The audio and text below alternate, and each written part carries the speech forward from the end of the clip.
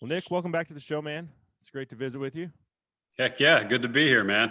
Yeah, it's been a few years. I know you've been on before, but I honestly don't remember. I think I could probably Google you on my website and it would probably come up 5 or 6 years ago. But yeah, it's great to visit with you again, man.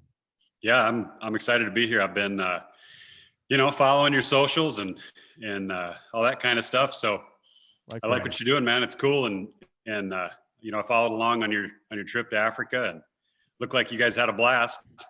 I felt bad for the animals because they hadn't been hunted in like 15 months. And they didn't I think they didn't forget what it was like to be pressured, but they certainly were a little too comfortable for the first couple days. And then rifle blasts start going off and they remembered very quickly. But those first 2 days, man, it was like, wow, I've never seen Africa like this before. That is cool. I've been there 3 times myself. I see Twice that to Gim, South I see that Africa and Gims then buck and the kudu in the background there. oh yeah, yep. Yeah. That's kind of that was my first Gims buck. I got a bigger one at the taxidermy shop, but Nice. that was the first one I ever got. I went over one time.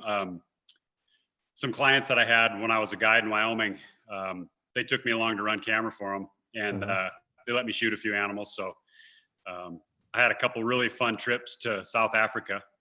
And the first trip, we shot 14 animals, which was cool. Yeah. And I went with them the next year, and we shot 40. So yeah, it's awesome.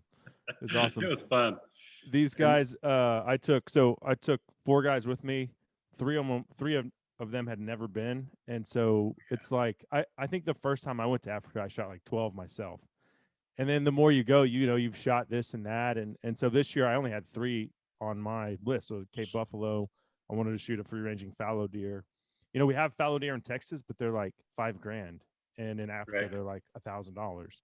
Right. And they're free range. They're not going to be the giant genetic mutations that you'll see here.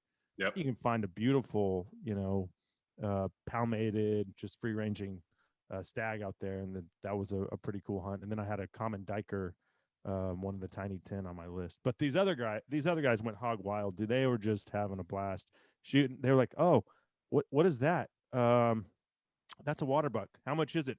Boom,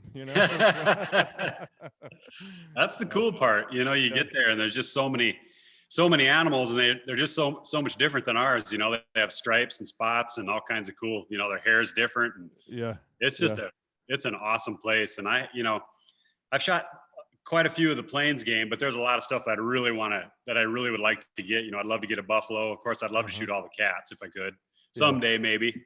Right.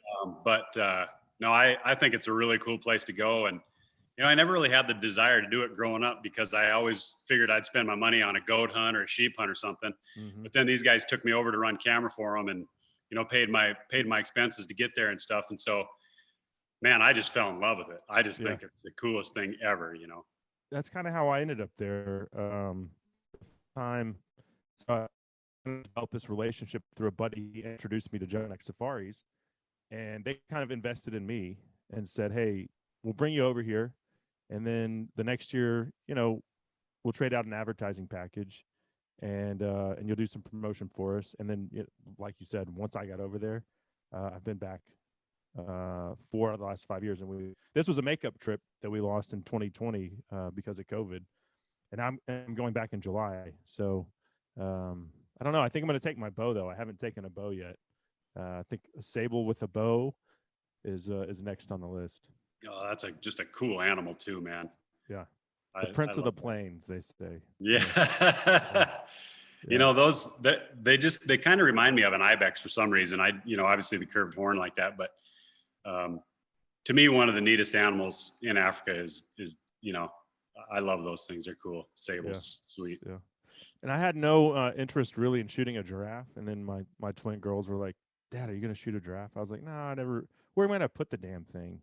I have eaten giraffe. One of my buddies shot one when I was there a couple years ago, and it was phenomenal. But when the girls like, "Dad, will you shoot a giraffe?" I was like, "Okay, I think we'll see how many social media followers we can lose with that post." You know what? It's a cool animal, and they really make a neat mount. I've seen them. It's kind of like the shoulders are sitting on the ground, and then the head comes up, and it's sits in the corner of your trophy room. Really cool. I was one of the trips that I took. One of the guys shot a giraffe. He shot it with his bow, and it was like 45 yards. It was 1/4 and 2, and he just slipped it right in between kind of the front of the brisket and what would be his left shoulder. Got a complete pass through. It took it a long time to go down, so we just kept following it, and there was a group of about 5 or 6 of them, and you could tell which one it was because its head just kept drooping and drooping as they were running, and then finally it went down, and just a magnificent animal, man, just the coolest. And it's just the neatest mount in his house too. It's just this big, long, 10-foot tall. It's just his neck basically. And really cool. I don't think my wife is up for that. She said you're maxed out on mounts that can be out of your office or your trophy room. So I think it would just have to be like a rug that would cover the entire trophy room probably. But right, yeah, or that would be cool though. Get some nice furniture made out of them. Oh I've man, seen some stuff like that. But another reason why I'm interested in the giraffe is the anti-hunters have really turned the screws on adding it to the big 5 to make it the big 6. And the giraffe is in no way endangered. It is in certain parts of Africa, but that's like saying the Florida panther's endangered, therefore you can't hunt all mountain lions. Yeah, exactly. Whether if it's endangered in Tanzania, that doesn't mean that it's endangered in Namibia or South Africa or Zambia or these other places. It's just it's that way that they pander to the emotions of the sheep, so to speak. Exactly. And it's kind of the same with the elephants. In some places, there aren't a lot of elephants, but then you take like Botswana and there's 350,000 when the country can only hold 70,000, and it's just out of control. So I agree with that for sure. So what has it been like for you and Travis and Michael as far as traveling during this pandemic we've seen over the last year? And actually the waiter on our way back through Johannesburg, it was so cool because he's like, man, first of all, he flagged us down. He was like, Americans, come eat at our bar here. We got great hamburgers and chicken tenders. I was like, oh, what a sales pitch, hamburgers and chicken tenders. But we're like, okay, fine. You've got cold beer, we'll come. And he's like, man, it's so great to see you guys. I haven't seen Americans since March. It's been a year. And you talk to these people and they're, of course the outfitters are struggling, but you don't really think about the average guy who is a waiter at a bar in a airport. And he's like, man, we love you guys here, Yeah, it's globally, it's just shut so many people down, and it's just caused so much havoc, just here locally. We have a little business that we run, and we haven't been open for a year just because it's been, nobody wants to go out and do anything. So it's been a big deal, but for all of us personally, on the hunting side, things have been okay. Last year, kind of got shut down on the turkey hunt, and we couldn't really go anywhere. We had a couple bear hunts planned for the spring that we didn't get to go to, but the fall was pretty much normal. I did kind of hang it up this year after I shot a big buck in Kansas, my biggest buck ever, 210-inch buck, and kind of shut it down after that because we built this new home, and we had family coming for Thanksgiving and for Christmas, and so I didn't want to be out and get sick and have to quarantine and then pass it to my family. And then, it just turns into a big fiasco. So we live in the country. So we just kind of hung around the house and weren't around many people, wore masks and stuff when we went to the grocery store. And, but as far as business, all the shows that were canceled in the last 2 years, it took a pretty big hit financially because that's, where I make a good chunk of my money is doing appearances at, we do a lot of conservation banquets, Whitetails Unlimited, National Wild Turkey Federation, stuff like that. And, we get paid to do appearances and speak there. So we lost out on some pretty good revenue on those. And then we also do retail appearances at stores, sporting goods stores. And then, of course, the trade shows. We get hired, by trade show promoters to come in and then basically have a booth so we can talk to people all day, and then we do a couple seminars throughout the weekend. And so the revenue stream was hurt pretty good just from that standpoint.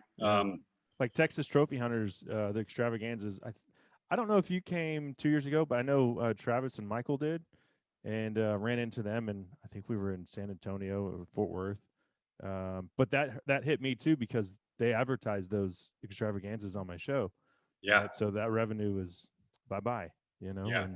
and that seems petty to say, oh well, they lost their biggest revenue generator for the year. It wasn't my main source of income, obviously, but it still hurts. So, and it's a huge trickle down. I mean, it definitely hurts. I've been booking a lot of hunts over the past couple of years, and I'm getting ready to launch a new booking agency here in the next week or so. And I got a lot of people, man, that are supposed to be going to Canada this year, and it's tough. Mm. And the outfitters that I've been working with for years up there, they're hurting. They've lost this spring a year, it's been a whole year of revenue. Like how are they paying? A lot of those guys lease the well, in Africa they'd be called a concession. What do they call it's them? the same. Basically, it's called a They lease concession. it from the government, right? So Yeah. is the government giving these guys a reprieve since they're the ones saying, "Hey, Americans can't come in to hunt"? No, I don't believe Well, that's so. a And crock and of I know a few of the outfitters that I know that are like in the Yukon Territory, they weren't able to take anybody. Some of them were lucky enough to gain Canadian hunters at it. They gave discounts to Canadian hunters so that they could get some revenue. But some of those camps, they have to man the camp, so they can't just if something like this happens, they can't just leave their camp empty. Somebody has to be in the area and in the camp, from what I understand. And if they don't do that, if there's nobody in that area, then they can get their concession taken away. So, these guys that are doing sheep and moose and all these, things that require a lot of logistics to get into the area, they're having to spend a bunch of money, getting their camp put in and going in there and hanging out in there just so they don't lose their concessions from what I hear anyway. So it's costing them a lot of money, and then, zero revenue. And then you got, then you're already a year behind. So the guys that were booked for 2020 that couldn't go, now they're going to have to go in 2021. Maybe. And that's it. If they don't get to go in 2021, now what? They're going to have to roll all the way to 2022, and it's just 2 years. 2 years. Yeah. So and they pay the government for the land, and the government's the one screwing them. So right, and it's all for a virus that's 99.5%, survivable. And I mean, flying to Africa was weird. Getting a COVID test on the way there and on the way back was it was only cumbersome because we had that storm here in Texas, and you have to get the COVID test 72 hours before you fly internationally. Well, right. I couldn't find anywhere that had power to give me a COVID test. Everybody was like, "We don't have your test is canceled." Finally, we found like an emergency room that was like, the sticking point was they had to have the lab in house. Most of like your pharmacies and stuff send it to a lab, and you get your results a couple days later. Well, we're like, it's the day before we leave. We're like, we have to have a COVID test with results today.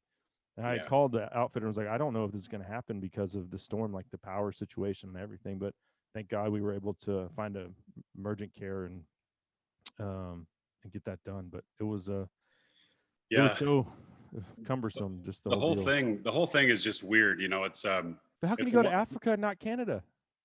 Right? What's that? How can you go to Africa and not Canada? I know it. It's ridiculous. Well, big time liberal government. Yeah, I think is the biggest thing. But the ups and downs of the whole thing are crazy, because there's times when you think, man, it's just it's not much different than the flu. But then I myself, I have asthma, so me too. Were you scared? I'm worried about it. What's that? You haven't had it. No, we haven't had it yet. No, we got it. And I have asthma as well. And so we were deathly afraid. We were like sanitizing all our groceries, and I mean, like hardcore, just taking us too. Yeah. Us too. So we'd either have them delivered to the house, or we'd schedule a pickup, bring them all home, put them in the garage, let them sit there for a while. And then anything that was going in the refrigerator, we'd bring it in, we'd wash it and dunk it in bleach water. Just go through the whole thing, Yeah. But then, a year later here, so now we're kind of not as worried, but there's still people that are dying from it. My dad got it. He was in the hospital 3 times, got double pneumonia, was super sick. I was worried to death. He just turned 77. So he's not a young guy. He's tougher than hell. And, most people that would have been in his position wouldn't have made it, because, he lifts and works out every day. So physically he's strong. Mentally, he's the strongest guy I've ever met. He was in Vietnam. He was a medic, and he's just super tough. So he pulled through, but barely, and so it is fearful. But at the same time, the first time around, I didn't know anybody that had it, not one person. Yeah. Maybe a cousin to somebody I knew had it. But the second time around, man, almost everybody around here got it. And Yeah. so, Yeah. but I don't know, man. It's hard to know what to think. I just know that people, there are some people at risk. I think I probably am one of them because I get these flare-ups in my asthma where, like last night, 4 or 5 times in the middle of the night, I had to get up and take my inhaler because I just couldn't breathe, so. Right. But mine's due to diet.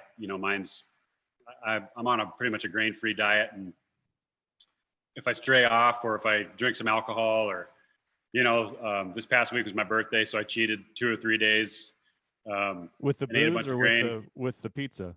So yeah, cake and everything else. So Yeah. it hurts me, but that's what worries me. I'm not so Yeah. much worried about the kids because they bounce back pretty good. But a good friend of mine from Texas, his little girl got it. They didn't even know she had it. And then after she healed up, she got some kind of a blood thing where all of her blood got inflamed in her organs. And she ended up in the hospital for a week. They didn't know what was wrong with her. They finally figured it out. And they finally, tested her for the antibodies, and she had them. And so they didn't even know she had it. And she was really sick. She had to do all kinds of therapies. And yeah, I felt bad for her, but she's okay now. But still, it's hard to know, Yeah. It's just consumed all of our lives. Our poor kids, our kids are homeschooling because the schools up here are so screwed up, just all. So. Luckily our kids in Texas are in school.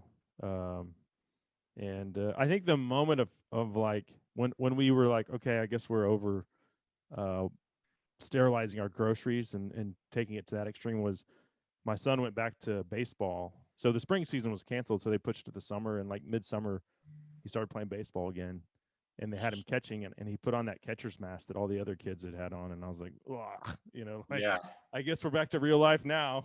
Yeah. So, yeah. But I was gonna say, what's funny about it all is so my in-laws run a vet clinic.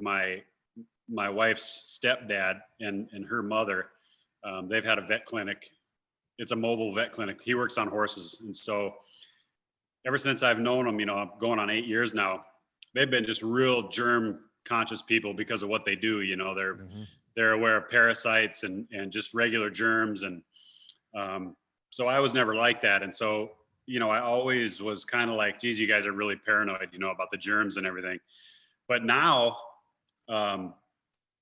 I'm in the same boat. And so everywhere I go, I look at what I touch. If I go to the grocery store, I always get one of those things and wipe the cart down now. Right. Right. Get back in the truck, and I got a big thing of hand sanitizer, and I'm gooping up, putting it on all the kids. And, it's just really changed the way we live, man. It's been super weird. So I do worry about the kids. Like, I don't know. I mean, this is, I guess, the new normal for them, but I don't think it's a good normal. Like it's, no, I think it was better. I'm about to be 40. I imagine you're somewhere in that realm. I just had my birthday a couple of days ago. I'm 48.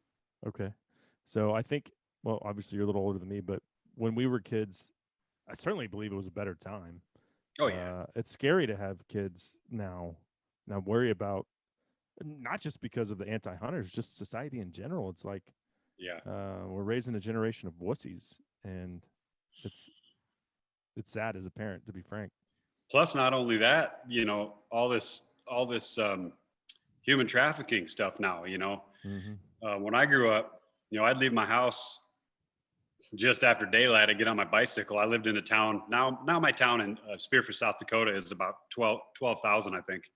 But back then, it was about 5,000, 5,500, and there was no worries. We just rode around town on our bikes all day long. We fished in the creek. We caught snakes and turtles, and we were just wide open all the time. My parents would get mad at me because I never came home for lunch or supper.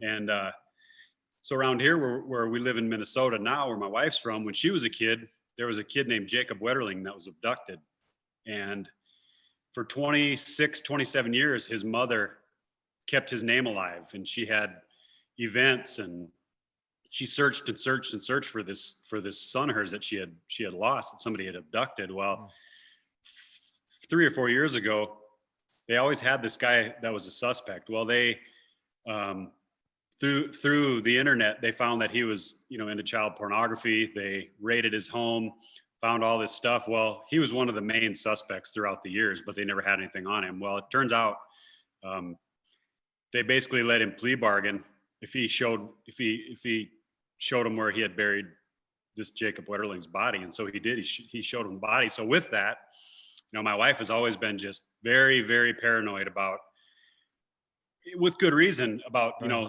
leaving the kids. We don't leave the kids at home. We never leave them in the car. We never let them go into a bathroom by themselves.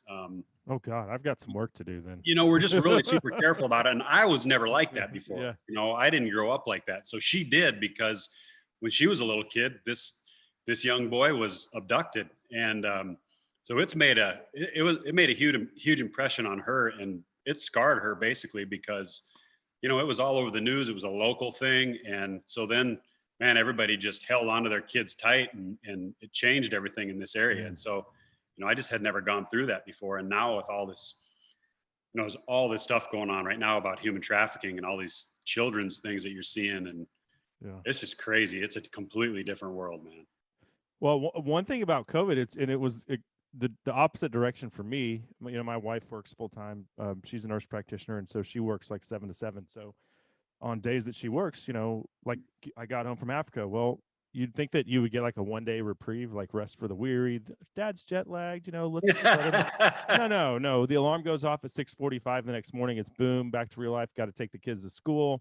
But in my dad life, I was like, God, I don't want to have to take these kids to the grocery store, but we need something to eat. I was like, Henry, here's Dad's phone number, and here's 911, and you don't open the door for anybody. We have security system and everything. I was like, I will be back in 20 minutes. I got to go to the grocery store. You kids are going to go hungry, So my wife freaked out the first time. I was like, I left the kids at home by themselves today. She's like, they're 7, 5, and 5. I was like, I know. But I was like, I don't know. I don't want to take them into the German-fested supermarket. We're sanitizing our groceries here. People, come on. So, it was, luckily they passed the test, and, I don't have any qualms. We've got a lot of good neighbors too. They have their phone numbers, but and I text the neighbor and say, hey, the kids are home by themselves, just if anything happens. But they're not allowed to eat either, because I don't want them choking on anything. So they've got a lot of rules when that happens. Well, it's just so much different, man. I mean, I just remember when I was a kid in South Dakota, it was just no worries, no fear. I mean, nobody ever talked about being abducted. I mean, my parents told me, don't ever take candy from a stranger, and don't ever get in somebody's car that you don't know. I mean, that was, but it's just so much different today. Like our kids, they keep the doors locked. They lock the car door, I mean, it's, and like when I was a kid, we all had basically was those lap belts, in the cars. We didn't have a shoulder belt, and we never wore seat belts. We were driving, had 5 kids in the back of the truck going down the road, and sometimes we'd go to my grandparents. It was 4.5 hours away, and we had this old pickup with a topper, and we'd be laying in the back on a mattress while going 60 down the highway. Not anymore. I mean, these kids are buckled in. They're telling me when I don't have my seatbelt on. Mine too. One of my girls is a Nazi about it. Like, Dad, get your seatbelt on. Oh God. Okay. Jeez. So it's completely different. Yeah, that's crazy. Well, nowadays I still let the dog ride in the back. Like if I'm going dog hunting or whatever, she loves it. Like, and she rides in the back every day when I take the kids to school. Like that's her thing. Belle, load up. She jumps in the pickup and off we go. There's people that judge you for that. Like that you shouldn't have a dog riding it's a freaking hunting dog, people. Come on. Right. You want to know something this is bad. So I was in Georgia, and I used to have a cabin south of T-Bone's house, about 30 minutes. Waddell had a house on the river, on the Chattahoochee River, just 5 minutes from me. So I was going up to go to the airport, and I get off at T-Bone's exit because I needed some gas, and there's a Love's truck stop there, and they got this really good jerky that I like to get. It's super dry, they're really dry, leathery stuff. So I pull off the interstate, I go up over the top of the overpass, and as you come up down off the top of the overpass, you take a left to go in. Well, there was a little red Chevy Colorado 4-door in front of me. And I didn't notice when it was straight onto me, but when he turned left to go at the stoplight, I could see there was something dragging behind his truck, and it looked like a towel. And I was thinking, is this some kids messing around or what? But as it went around the corner, I could see it was a dog. Oh It was man. about a 6-month-old German short hair. And obviously it had jumped out. It was tied into the back of his truck, but it had jumped out and the rope was too long.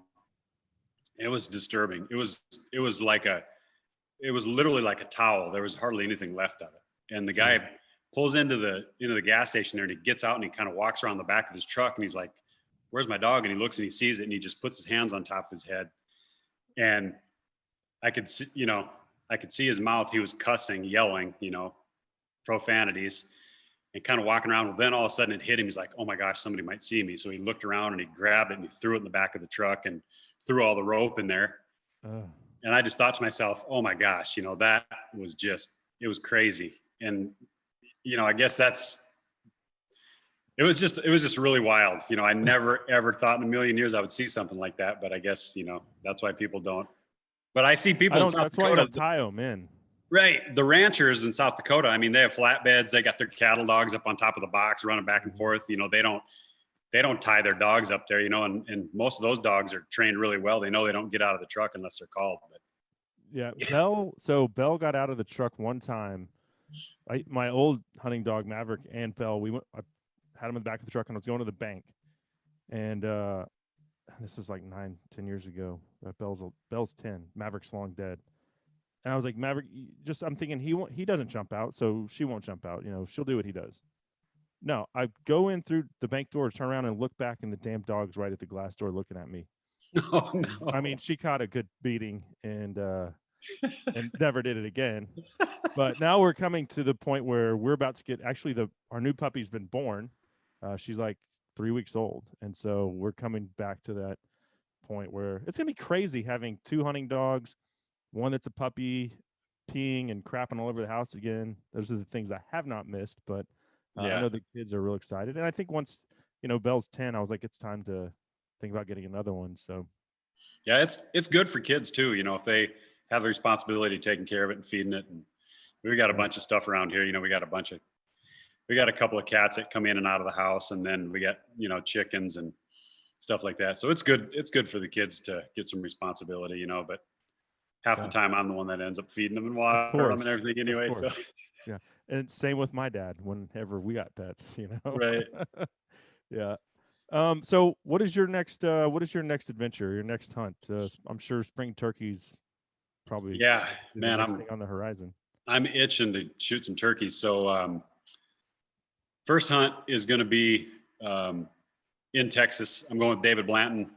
He's got a ranch that we're going to be hunting the 19th through the 24th. What area? I'm not even sure.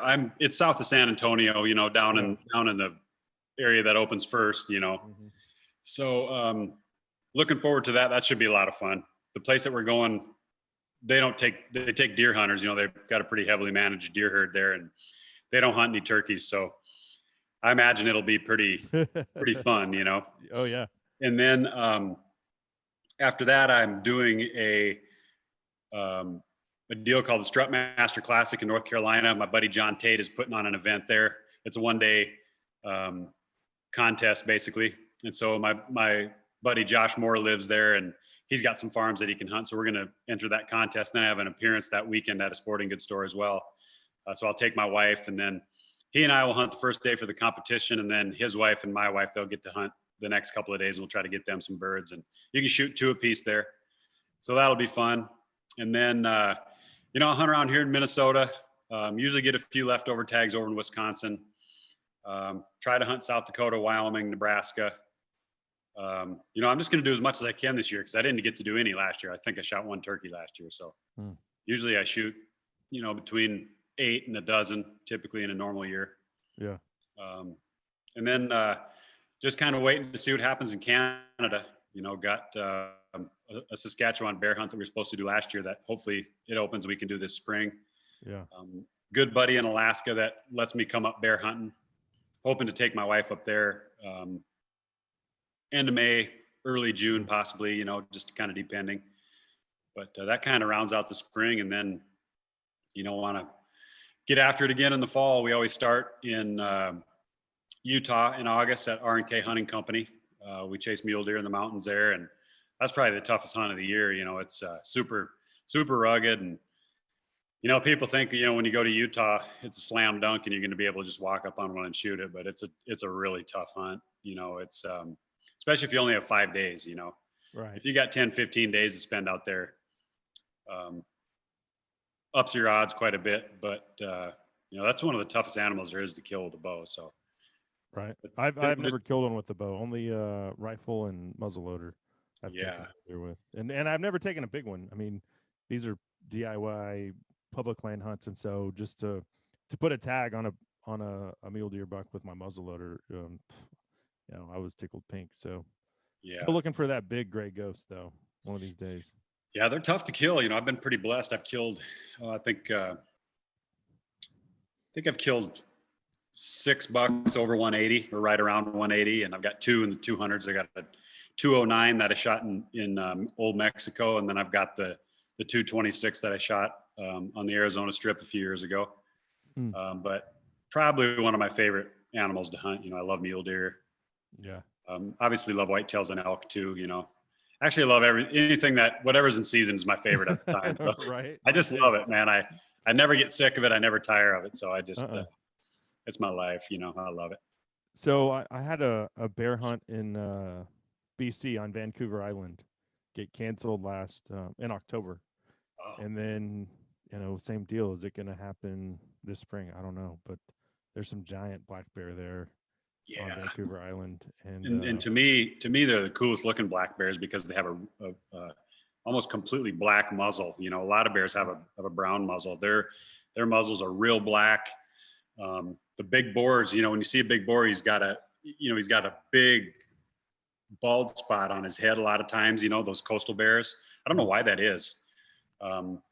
But just the places that they are, depending on where you're at, if you're on the coast or if you're up in the clear cuts, I've never been able to hunt there. I want to someday, but those are some of the prettiest bears there are, big old heads on them.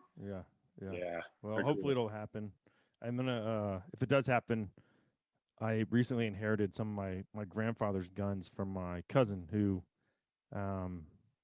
he had no interest in them. He was like, "Hey, I have all of Granddad's old hunting rifles," and I was thinking, cool. What? I got into hunting when I was like 20 years old. Started duck hunting. Some college buddies were like, "Hey, bring your lab. We're going duck hunting." I was like, "I'm drinking beer and chasing girls." You go. I grew up bass fishing and camping. We did a lot of outdoor activity, but we never had guns in the house, and so I've only been hunting 20 years, but those guys, they were like, "No, bring your dog. Come on." I was like, "I got to go buy a shotgun. Like, I don't. What do I get? Do I need a 12 gauge or 20? I don't even know." So I'm sure I had to wait some tables to be able to afford that. And then we go, and I just fell in love with it. Was hooked. But I don't know. I feel like I don't know. There's nothing else I would rather do with my life, to be frank. Me too, man. To be able to call this a job is sometimes it's surreal.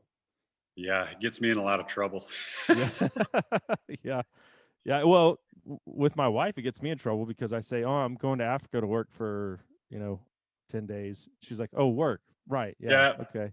I get it too. I'm sorry that you chose something worthwhile like saving kids' lives to do for a career. It makes my job seem quite petty, but I don't want to do anything else. That's right. Yeah, I get that all the time too.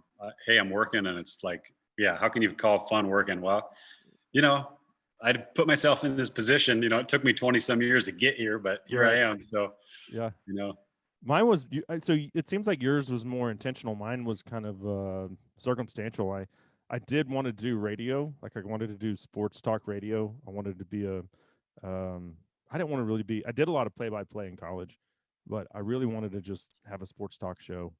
But guess what? Everybody wanted to do that. And so I started working at this station in Dallas and was basically like a grunt. And then you're looking at the guys who are sitting in those chairs making $500,000 a year. Like they're not leaving. Like you're basically rooting for them to die so you can take their job. Absolutely. And I was like, that's kind of morbid. I was like, so we moved to East Texas. I got an on-air job there, and my boss was like, "You have to host a hunting and fishing show every week." I was like, "Oh, cool." I fished my whole life, and I at the time gotten into duck hunting and dove hunting and really birds. Anything I get home with my dog and a little bit of big game, but I fell in love with the people like you guys who we could call up, people like Ted Nugent, whoever. People in this industry are so willing to take the time to share their passion, and so that's kind of why I fell in love with it. Yeah, yeah. There's nothing better. It's a great way to make a living, and It's good people. I'm hoping now that it doesn't go anywhere because it's really all I know. I'd hate to have start a new career at close to 50 years old, but like I said, I'm getting ready to launch this new booking agency, and that's been a lot of fun. Kind of my goal with the whole thing is to just help people get on a trip of a lifetime. Whether it's a coal miner from West Virginia that only has $3,000 to spend, or a really wealthy guy from Houston that wants to spend $100,000. I've got pretty much everything for everybody, and I just like getting people on trips and hearing about their success and getting to share that. That's just something that motivates me. And there's a trip out there for everybody. I get a lot of emails and comments on my social medias about people that shoot a big buck, and they say, well, I'd like to see you do that here in Pennsylvania, or I'd like to see you do that here in New York or New Jersey, whatever. And kind of my answer to that is, well, get a hold of me. You're driving a $70,000 pickup, spend $5,000. I can get you on a great hunt. You'll kill the biggest buck of your life, and right. And so I guess it's all kind of where people put their priorities, but I just really enjoy helping people, realize their hunting dream. And so it's been kind of fun. Yeah, there certainly is a hunt for everybody, and budget, you can work around that. A lot of guys don't realize how affordable it actually is to go to Africa. Like, we have kudu in Texas, right? But it's $12,000. Well, there's your whole safari. You can go to Africa and shoot 5 kudu if you want to. Well, it's just it. And I was talking with Corey Knowlton a couple weeks ago, and he was like, really, the thing you have to commit to is the adventure aspect, the travel. I mean, it's a pain in the ass. But once you're there, you don't even think about that. Yeah. You put in that, you deal with that little bit of inconvenience, and then you have the trip of a lifetime. But right. And I know Corey well. I've been all over the planet with Corey, to be honest with you. Yeah, he's a great guy, and he loves the 6.5 Creedmoor. Yeah. But when you go on some of those international trips, your mental fortitude comes to the forefront. You're gonna figure out just how tough you are, and some of those trips, like the trips I've been on to Russia for bears, it literally takes 4 days to get to camp. And 4 days getting to camp doesn't seem like very long, but then once the hunt's over and you're trying to get home, 4 days is pretty long, so yeah. There's are those Russian bear hunts worth it? I've looked at some of those at trade shows, just because to go to the Yukon or Alaska is out of my price point, like $20,000 for a bear hunt. I'm just not something I can justify with 3 kids. You see lots of bears. The first year I went, I shot that one there. Oh, nice. And then my second year, I shot that one there. Oh, wow. And you see a lot of bears. It's a cool experience. You're on snowmobiles cruising around, and I just had a blast both times. The second time I went with my dad. He went along with us on the trip. I went with Corey and a bunch of his clients, and ran video and helped guys judge their bears and stuff. And so when I got to take my dad, it was just a great trip, and he ended up shooting a really cool bear right on the beach. It was an awesome trip. But yeah, it's worth it. The first trip I went on, I think I saw 30 bears, and then the second trip saw 50 bears. So you see a lot of animals, and it's about probably $5,000 cheaper than doing it in Alaska. I would say somewhere in there. Yeah. But then again, you got to get there and time and all that. So, it's a horse apiece. Yeah. But a cool, really cool trip. And you can shoot 2 bears if you want to. You know, if you got the money, you can shoot 2 bears. So that's cool. Awesome. Yeah, this is my second black bear that I shot, kind of the second bear deal in that was in Alberta.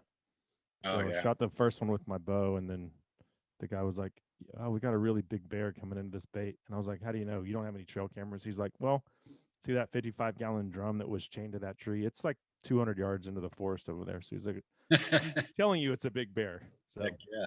like, okay. I One love thing, bear hunting.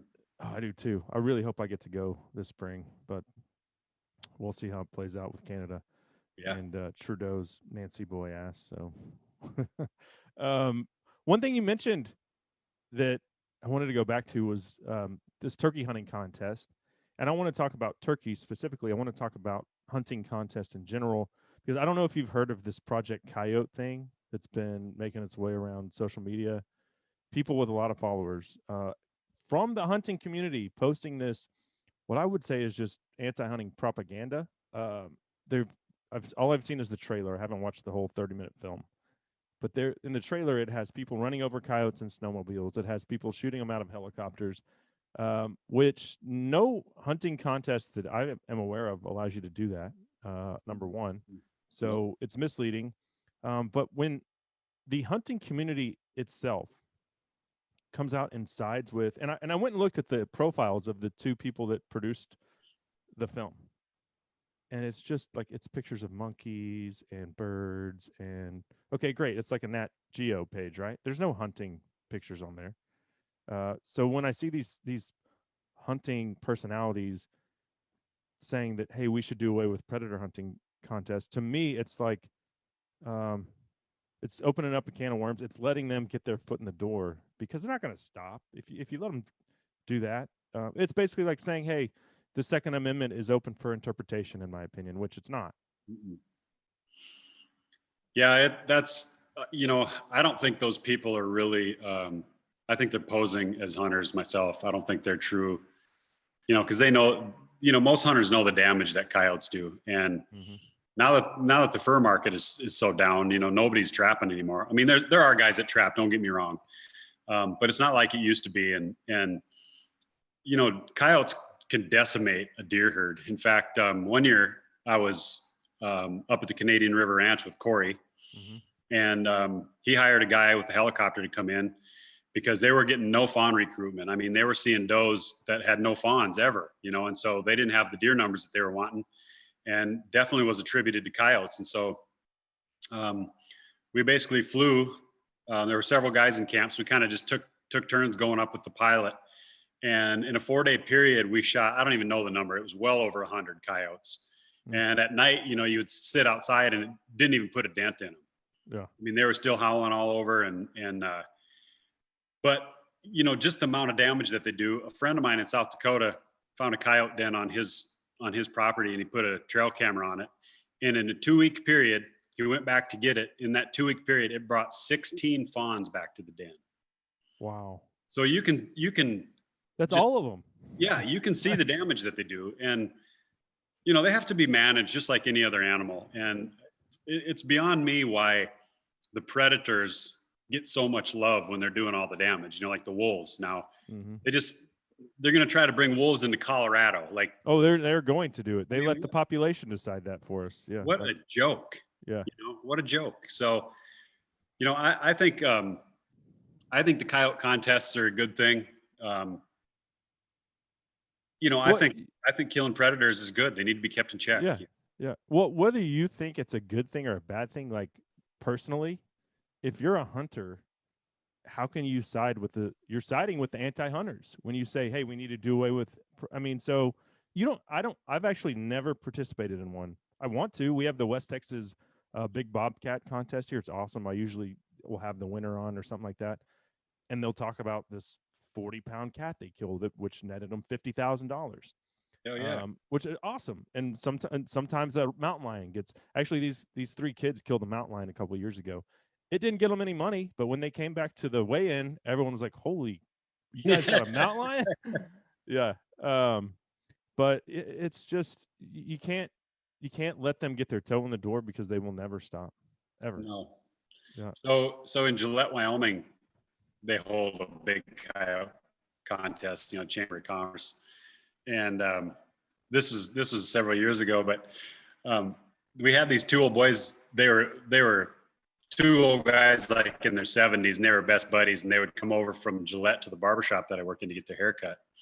And so they were telling us about all the chaos that was going on with the coyote contest. PETA showed up, and they were picketing and just trying to get this coyote contest shut down.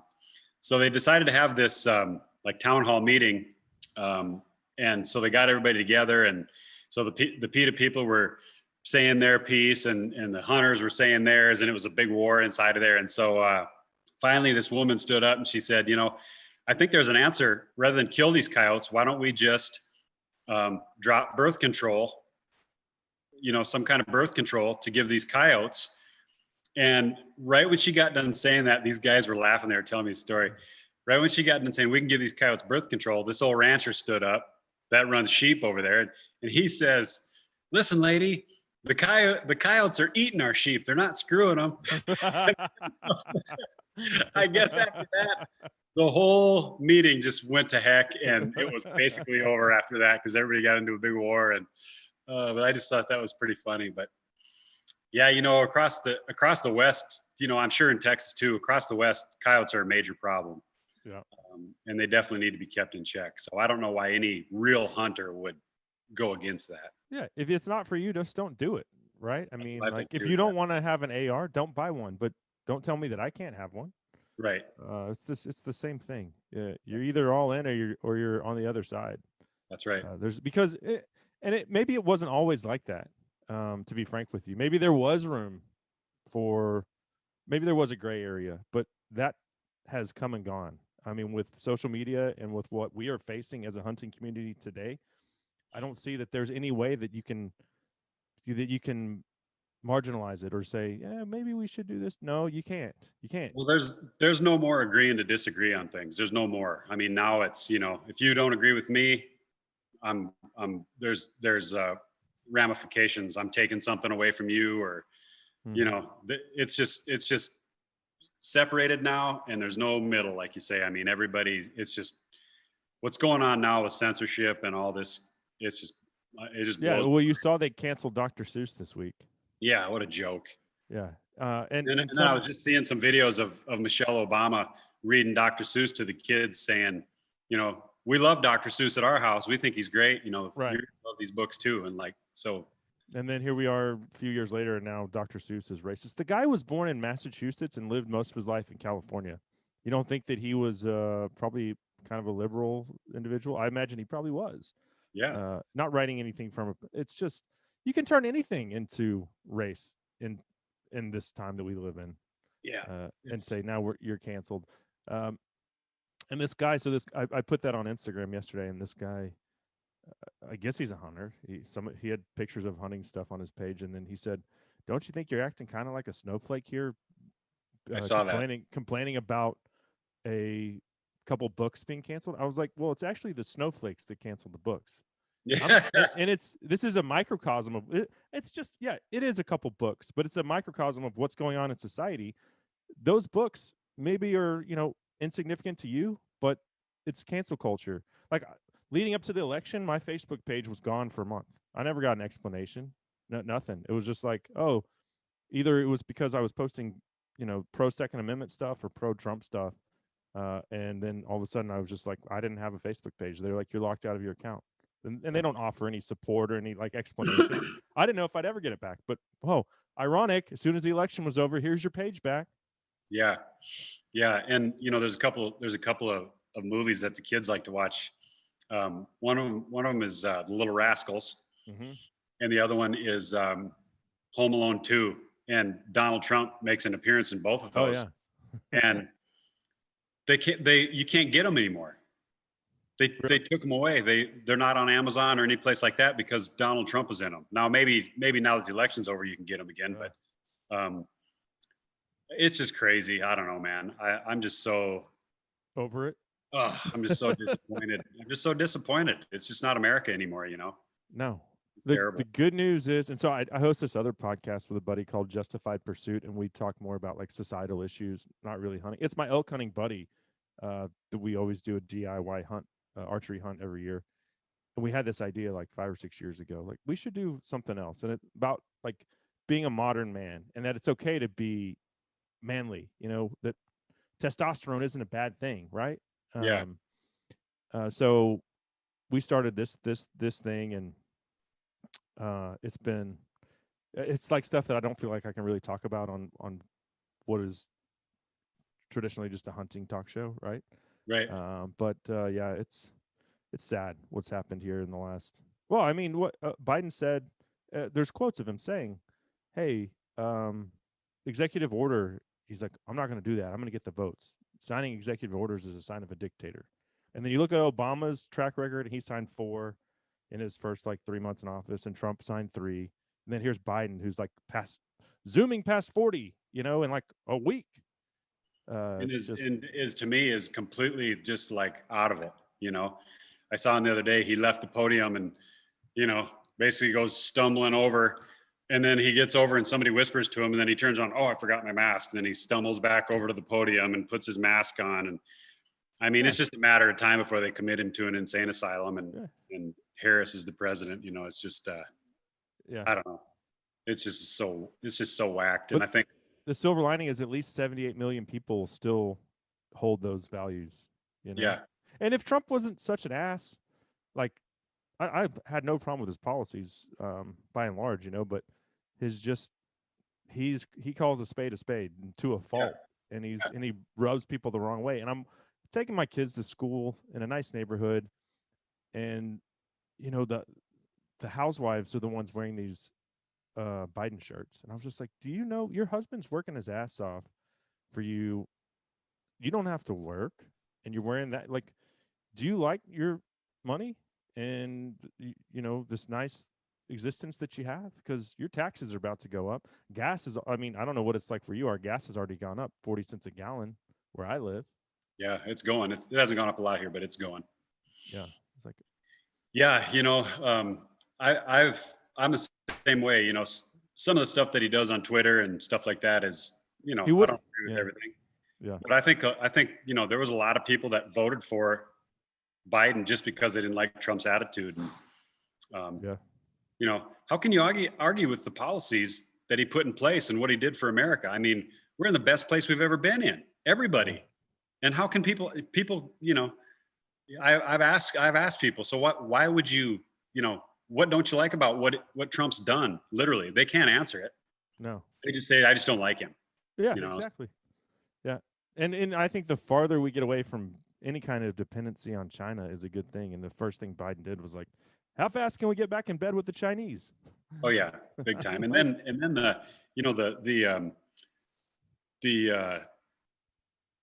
I can't remember what the name of it is, where any illegal that comes in that's that has any kind of sexual deal, they automatically get shipped out. They canceled that. I can't remember the name of but anyway, there's just a lot of stuff that he's done that just doesn't make any sense to me. And I don't know. I could get into it a lot, but I just, Yeah. What? So here's a question for you. Because I've seen this a lot, and it's mostly from Western big game hunters that are like pro Biden. Like, in Western culture, do they just not value the Second Amendment as much as we do down here in the South? I don't know. Like, I don't feel like, so maybe it's because they put the emphasis on public land over the Second Amendment, which is something like that's putting the cart before the horse, in my opinion. Like, I love public land. It is where I like go every fall to revitalize my soul. And I'm not just saying every fall, but I do go on like a DIY elk hunt every fall on public land. And I love it. It's my favorite week of the year. And it's been various other trips in public land, but I don't think that it's more important than the Second Amendment. And it certainly came about after the Second Amendment, like 150 years later. So, I think, growing up where I grew up, there was never any gun rules, so to speak. I mean, you could carry a pistol, you could have your gun in your car as long as there wasn't a bullet in the chamber. You didn't have to have it in a case. Hell, when I was in high school, I had my gun in my truck all the time. I mean, I would go hunting before school, and then, you know, I'd have my gun in my truck. Now, if you take a BB gun on school property, I mean, you're expelled, you know? Right. And so I think a lot of people feel like our Second Amendment, no matter what, can't be touched. I just feel like they think that. And so in the West, you know, people have just had so much freedom, with the exception of probably California. People have had so much freedom with firearms that they don't really feel the crunch, you know. That would be my answer. But I mean, you do see it. You know what I'm talking about. Yeah, I think so. And I just think it has to do with that, you know, we've been allowed to basically do whatever we want with guns for so long. There's been really no rules, that I think people just don't even imagine that, you know. And then on the public land side of it, you know, I grew up hunting public land. Mm-hmm. That's another thing I get a lot of heat from people is, you know, I'd like to see you hunt public land once in a while. Well, I've killed all the animals that I've killed. The biggest animals I've ever killed, I've killed on public land. So I grew up hunting public land, and it's a play place for a lot of people. A lot of people don't have access to private. And so, you know, it's the threat of that going away, you know, for people that are just simply camping and spending time in the woods, you know, with their families. It's a big deal. And so I think they think about that more than they do their guns, because there are a lot of people that spend time in the West that maybe have a gun or two, but they don't use them like we do, and they don't count on them like we do. And they just don't think about the day that we're going to have to band together and use them against a rogue government. You know, that's the bottom line, really. I mean, yeah.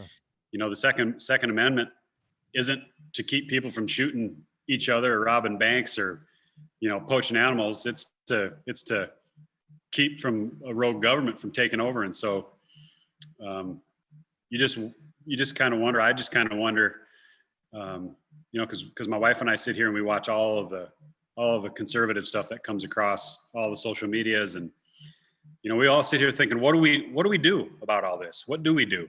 Mm-hmm. And you know, at some point, you know, when does it become a civil war, and when do we band together and take action? You know, I hope that we never get to that point, and Me too. Certainly for our kids' sake. Like, and I'm not saying we're there. Obviously, I hope that we get these people voted out, you know, starting in 2 years, and then those 78 million become 82 million. And but here's the crazy part to me is you've got a lot of you know, and I'm not a big politics guy. I just have never been into it until the last couple of years. So I'm pretty green on all of it, to be honest with you. But you've got certain states where you had congressmen and senators, even local government people that were running that literally had no chance of winning. They knew themselves that their odds were low. The polls said that they were, you know, they probably weren't going to win. But then you had all these people, all these patriots that showed up to vote for Donald Trump. And so with that, they voted for the rest of the conservatives on the card. And so a lot of those people that didn't think they were going to win and that weren't supposed to win won, because all these people that turned out to vote for Donald Trump, you know, voted for the rest of the people on the card.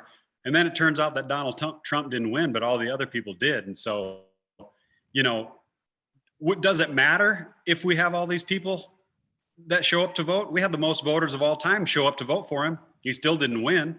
So who's to say that we get another 10, 15 million people that show up? You know, states like Wisconsin, Pennsylvania, Ohio, that have the most hunters. We worked hard to try to get these hunters that have never voted and weren't registered to vote to at least register and come and vote. And they did that. A lot of people did that, which should have really swayed the votes in those states. You know, we should have had landslide victories because there's so many sportsmen in those states. I mean, in Pennsylvania alone, you got over 1 million, you know, right, licensed hunters. Yeah. In Wisconsin, 350,000 licensed hunters, and only 100,000 of those people literally were registered to vote. And out of those 100,000, they were saying only 50,000 actually voted. So we worked hard to try to get those people to the polls. And when the people came to the polls to vote for Donald Trump, they voted for all those people on the cards. Those people on the cards won, but Donald Trump didn't win. So, it just is, it's mind blowing to me that, people work so hard to get to the polls, to vote, set records, but, Yeah. Well, you see things like the plumbing and pipe something labor union. They backed Biden, which the first thing he did was like cancel the Keystone pipeline. And they're like, "What the hell, man?" I was like, "What did you people think he was going to do?" Yeah. What did that he's green energy, man? Like what? He said it too. He said he was going to do away with oil. Yeah, so I it's like God, it's like people live in the twilight zone. I did see an interesting poll though on those 4 swing states, Georgia, Pennsylvania, Wisconsin, and Michigan. 6% of people that voted for Biden, and here we are, like not even 2 months into his presidency, but 6% said if they could go back and do it again, they'd vote for Trump, which would have meant he won in a landslide. So it tells you that people are already disenfranchised with what they've seen in a mere matter of weeks with the current president. Yeah, and if you look on any of his social media platforms, they've taken the numbers off of them. They've taken the likes off. They've taken the comments off. My wife was showing me a few things on YouTube, and he's getting like 135 likes and 10,000 dislikes on stuff that he's saying and doing, and I don't know. It just makes no sense to me. And I don't want to. I personally am okay with losing if I feel like the loss was real. Mm-hmm. But I don't feel like it was a real loss. I feel like the election was stolen. I feel like it was dishonest, and I feel like there's proof of it. And when the courts don't even look at it, they don't even wade through the evidence. It's just one-sided, and I don't know, man. I just have a really hard time with it, and it's like seriously like taking its toll on me. I mean, I just am. Yeah. I feel like there's just no hope. I really do. It's just weird. I've been in that moment. My buddy that hosts that other podcast with me has talked me back from the ledge, though. So I felt like that, especially after the Georgia Senate runoff. I certainly felt like that. I was like, oh God, we lost. Now Kamala, or is it Kamala? I don't know. Now she's the tie-breaking vote. Like, okay, here comes all this gun legislation going to be crammed down our throats. But it still gives me hope. 78 million people, and then, like I said, 6% already been like, oh, why did I do that? Yep.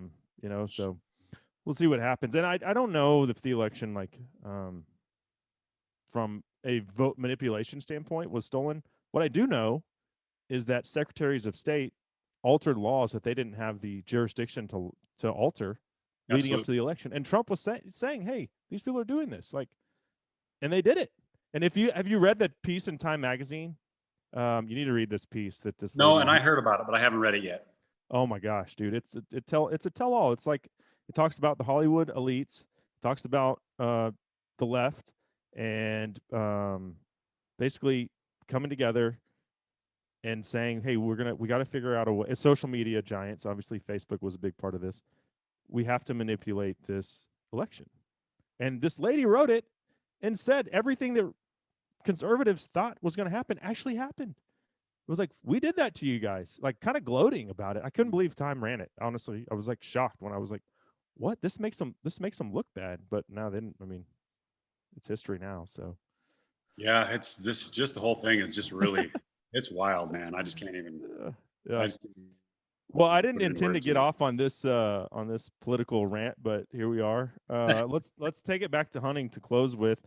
What is your absolute favorite thing to hunt, Nick, and why? Man, like I said before, that's really tough for me because I actually just love it all so much. It's like picking a favorite child, but you got to name one. I like my son the best. If I, I'm kidding, and my twins don't listen to the show, but it was a joke. If I had to pick, if I could just pick to go shoot one giant animal, it's probably mule deer. I just love mule deer. Probably my best trophy is the mule deer that I shot with my bow on the strip, 226.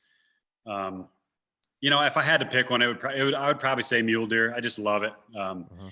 There's just something about hunting mule deer in the rut, especially, just finding a group of does and having you know, having the anticipation of there being a buck with them. And I don't know, man, it's just something cool about mule deer hunting. It's probably my favorite thing. But of course, like I said, I love it all. It's hard for me to really pick. Last question. What is the one thing, and I'll tell you mine first. If I could hunt anything, money not being an object, it would be a leopard. I would love to do a leopard hunt. But that's like $40,000.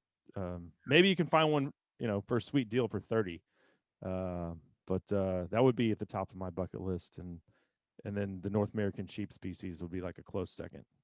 Yeah, I've killed a bighorn ram in Idaho, and then I killed a desert ram in Sonora.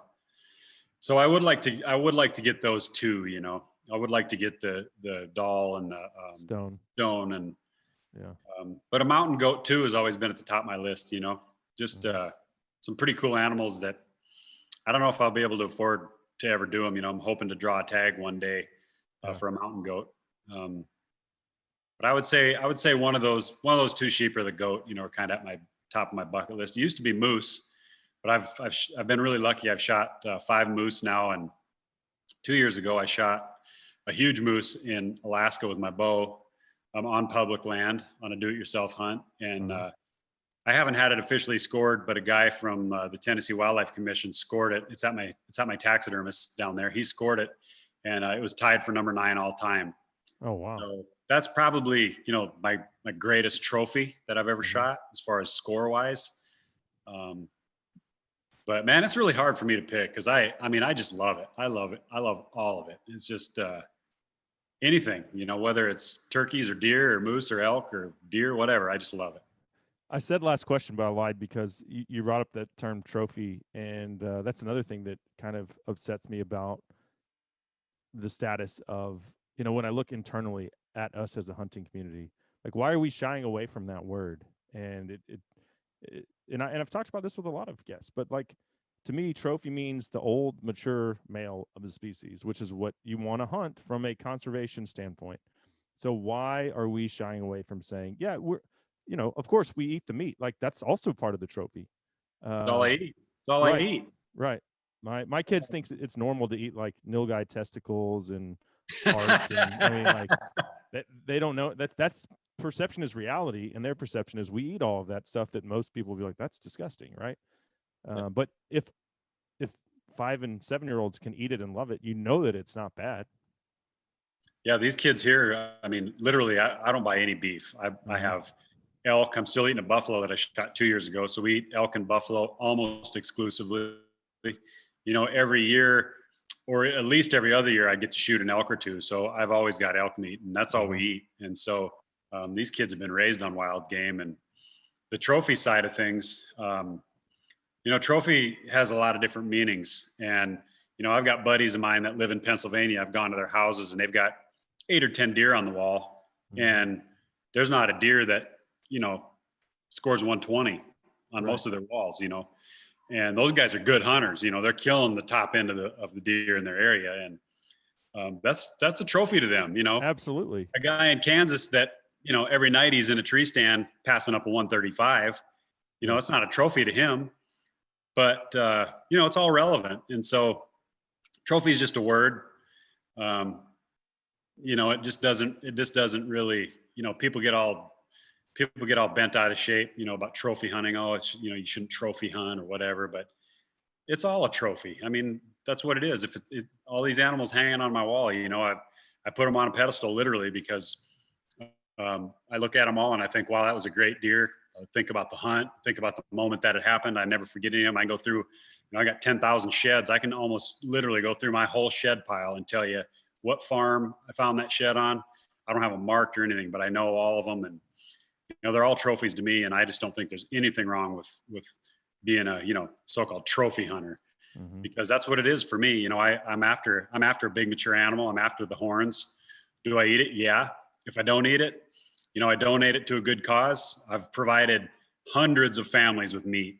And, you know, I think one of the great things about what we do, especially on our TV show, is we travel to a lot of different places. We're there for 4 or 5 days. If we shoot an animal, especially deer, you know, we all hunt deer at home. And so we put deer in the freezer from home, but we're in areas that are rural. And typically in those areas, you know, incomes are low.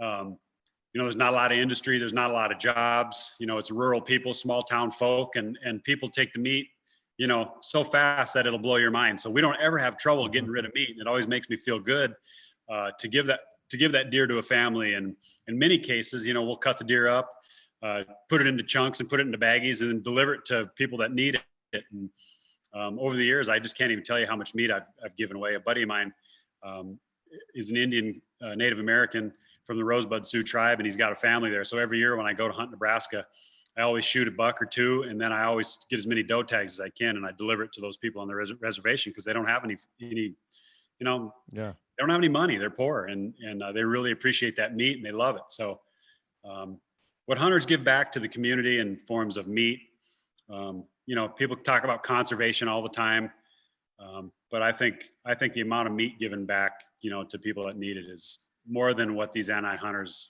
they don't realize what we do for communities. So it's a great thing. I had a pretty profound moment in South Africa after I shot my buffalo.